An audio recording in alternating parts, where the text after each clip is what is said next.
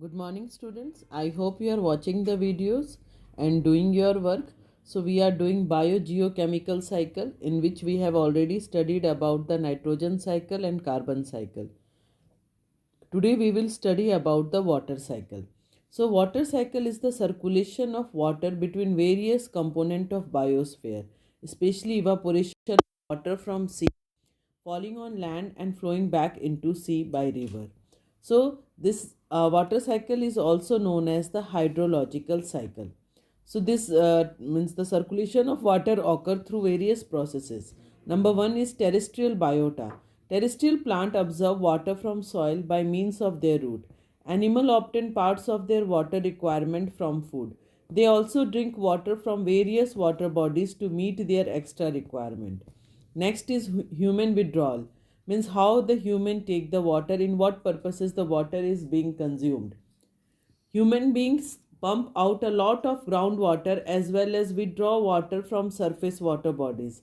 Water is used for washing, bathing, sewerage system, irrigation and industrial use. The wastewater is passed back into water drainage system. Next is vaporization. It is a conversion of liquid water into vapor state. Vaporization is always occurring whenever atmospheric humidity is less than the 100%. Next is condensation and precipitation.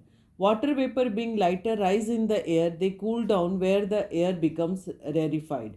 Cooling of water vapor produces tiny water droplets which aggregate around dust particle. The condensed water vapor forms cloud. Cloud may move to long distances according to global air current and cyclones. Next topic is infiltration and runoff.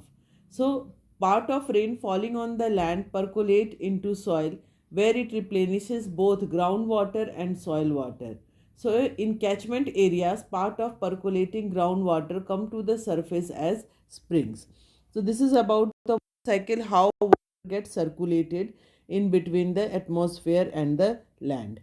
So this is the water cycle, children. See here, when the sun rays falls on the ground, then the from the plant the transpiration occur, the water vapor from the plant water body, from the plant body goes in the form of the water vapor. The when the animal respire, they also gives out the water vapor, so it goes up into the air.